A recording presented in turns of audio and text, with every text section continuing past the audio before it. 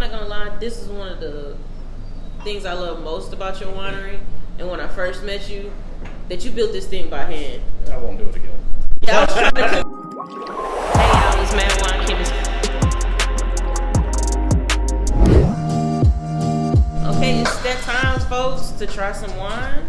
So what do we have here, Sean? So this is Lilo. Fun story about Lilo. It was named after my parents. Lisa and Lowell is their first name. The land used to be theirs. They moved out here about 25 years ago before they moved back to Katy. And so I took advantage of them selling it and decided to put the winery out here. They made me a nice offer. So I figured it was the least that I could do was name the wine after them, Lisa and Lowell. So this is our sweet white. Right now it's Texas Moscato. The grape in there kind of switches around. I'm very persistent about really driving home good quality sweet wine. I want my sweets to be a stepping stone into getting people to drink more. Not just being stuck on sweet wine, not just being stuck on the easy to drink stuff. I want them to expand their palates. So, in the sweet whites, I look for something a little grassy, touches of bell pepper, and floral at the same time. So something that's got nice notes that you can think about. Something that makes you want to step into something like a Chardonnay or a Pinot Grigio. Now you know this is my favorite wine, y'all make. Mm-hmm. It is a house favorite. It's tough to beat. No, this is one of my favorites. So out here in Sealy, Texas, I don't know if you guys are familiar with I-10, especially on Sundays. About 3 or 4, I-10 turns into crazy traffic, which is always fun. So we call this one Sunday traffic with everybody coming back from San Antonio and Austin into Houston. I call this Sunday traffic because you can take a quick break, and I've always got this in hand. All right. So definitely Cast Iron is one of the wineries. Just take a little road trip off of I-10. I mean, you can even be going to Austin and San Antonio. Mm-hmm. Just take a break. Sip some wine. I can see the highway from here, so we're close. Yes. So this is a Grenache Rosé.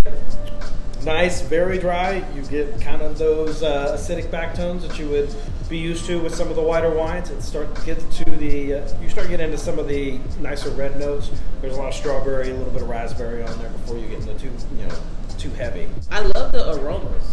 It's good. This is one of my favorites. This is typically my kind of porch pounder. Little more grown up than the other one, but now this one, an easy pairing. You take something like a strawberry salad. So this is a light pairing. Yeah, I would definitely stay light with this pairing. This maybe a lighter soup. On to the newest addition. Oh, you have a Pinot? Texas Pinot from 5 Star Ranch.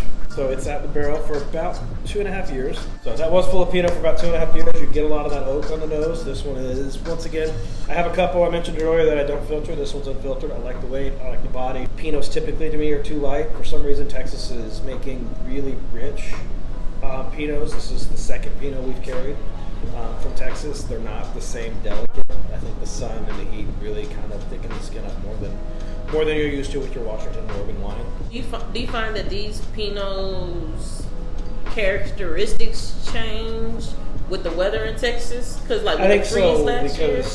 This is slower than the freeze, so I think we're still as wineries we're still reeling from the last 2 years. I mean, last year with the freeze and super wet weather didn't help on top of that.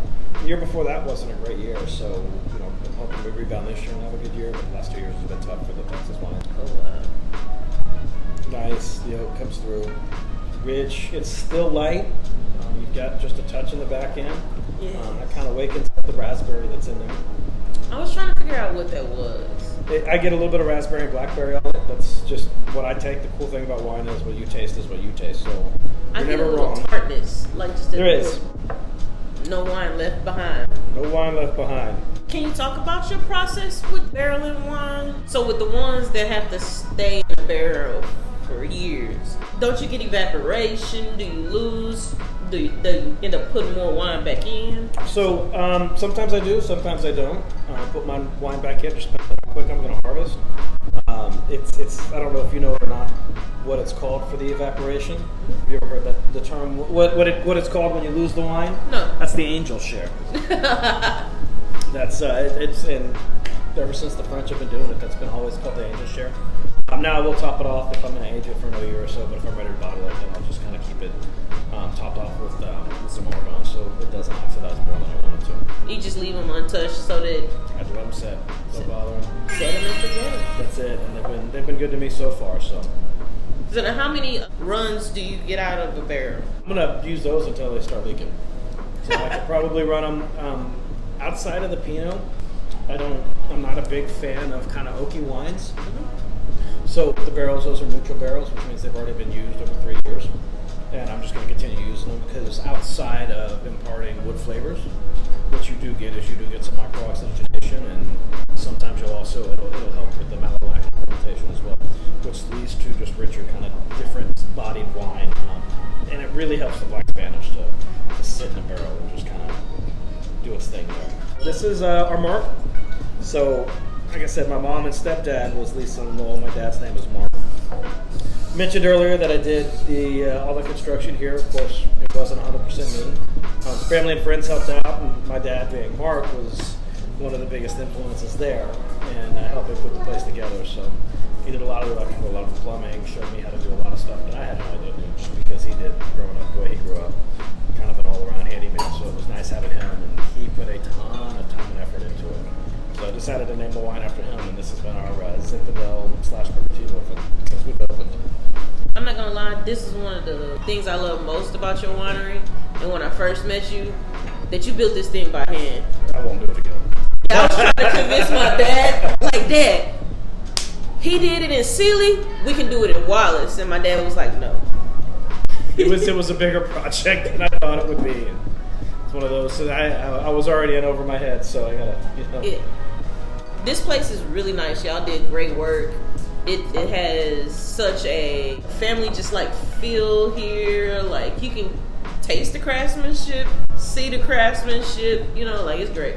Thank you very much. We try. If there's anything that you can impart to them about your journey, things you've learned, classes you've taken, that you feel made you a better winemaker? So Texas Tech has a great program for viticulture, which is the growing, and for enology, which is winemaking. So there's two different programs. I'm halfway through the enology program. That's super beneficial if you want to know the science behind it. I'm not a science type guy. I came out of restaurants, and so part of coming out of restaurants is you learn how to cook, and cooking is very science driven, but it's also an art form, and when it comes to art form, you can do a lot by feel. And I've kind of fallen into that more art form style than narrowing it down to a science when it comes to kind of crafting wine. Take chances and volunteer everywhere you can. Ask questions. That's what I love so much about this industry is the Texas wine in particular. Everybody is going to answer every question that you ask. I've never been told that that's a secret. I've never been told no.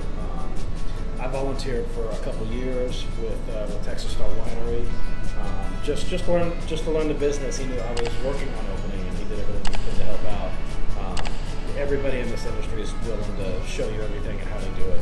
Just ask questions and then take it home and play, practice, take risks. I tried to make a rosé and ended up with some of the best Black Spanish I think I've found. And I didn't want to make Black Spanish at all when I started, but got lucky and kind of cracked the code on it.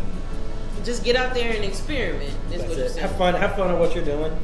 And love what you do. Don't be afraid to taste it. If it's, just taste all the wines out there, and decide what you like and what you don't like. And ask them how they did it right. Ask them how they did it wrong. If you don't like it, say, hey, what was the process for this? And then, just kind of file it away. You don't have to be, say, I don't like this. What did you do wrong? You could just tell them, hey, how did you make this? What was your process for doing this? And then if it's not something that agrees with you, because it's going to agree with somebody else. And I tell guests that come in quite often, that's one of my favorite things about wine is you don't have to like it. No, you don't have to like it. Some people only drink whites, some people only drink reds, some people only drink sweets, some people only drink certain types of reds and certain types of whites. And you don't like everything out there, and that's fine. And it's really cool to find your thing and find out what you like and play. Yes. I know I bugged you a lot when I was first starting out. And I was more than happy to sit here and spend days just chit-chatting about it. Yeah, so I would bring notebooks. And this is my Sweet Red, and this goes back to what I was talking about into graduating into. So this is Sweet Red. It's a blend of Pinot and Zinfandel. Zinfandel's 2 years old. It was a really good year. It was a really heavy Zin. Pinot is another super heavy red. As this warms up, it's going to drink heavier and heavier, so when it's light, it drinks a lot lighter, but once again, it's 2 really heavy reds, you can tell by the color. Okay. It's an Octa's Zinfandel. It finishes very dry. Because Yes. if you notice, as it sits without taking out a drink, everything starts drying out. Those are those tannins fighting against the sugar, which is what's really neat. It's that step up. It's nice, it's pleasant, original, but it still finishes nice if you're a dry red drinker. This is a great wine to bring to parties because your dry wine drinkers will drink it. Your sweet wine drinkers will drink it. And it kind of hits everything. So we have our own uniqueness here in Texas, and it's that heat. So it helps us make higher ABV wine. You get a quicker growing season than you typically get in California. Okay. Because it just kind of forces it along quicker. It's very similar to, it took Texas a while to figure out what they're doing. Because if you look at wine, Texas is one of the first wine growing regions. We actually beat California to it when it comes down to making it like Spanish was thought to be one of those, what do you mean in your mind, in the Spanish missionaries.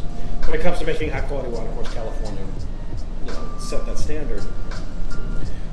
But when Texas got into it, we tried to make the California wines. California's got a very similar climate to France. Texas does not. And what we found out is we have a much closer climate to Italy and Spain, which is why when you think of Texas wine, or if you really get into Texas wine, you see their claim to fame being Tempranillos and Mourvedres, and your Spanish and Italian varietals. Vermentino is one of my favorite white wines that comes out of Texas, and Italy and Spain as well. So we found out that, and that's kind of that drier, that different, hotter environment that's not as delicate. So Pinot being another one of those. Zinfandel grows everywhere. It actually originated in Czechoslovakia. Well, guys, thank y'all very much. Check out Cast Iron Winery here in Seaweed, Texas. Come by and say hello to Sean and his family. They live on the property, hand-built winery, family owned and operated. See you guys later. Thank you for watching Mad Wine Chemist. Don't forget to leave a comment and let us know what type of content you'd like to see in the future. If there's a food you would like to see paired, a wine you'd like to see made. And also, don't forget to hit that like, subscribe, and notification bell for the latest from Mad Wine Chemist. See you guys next time.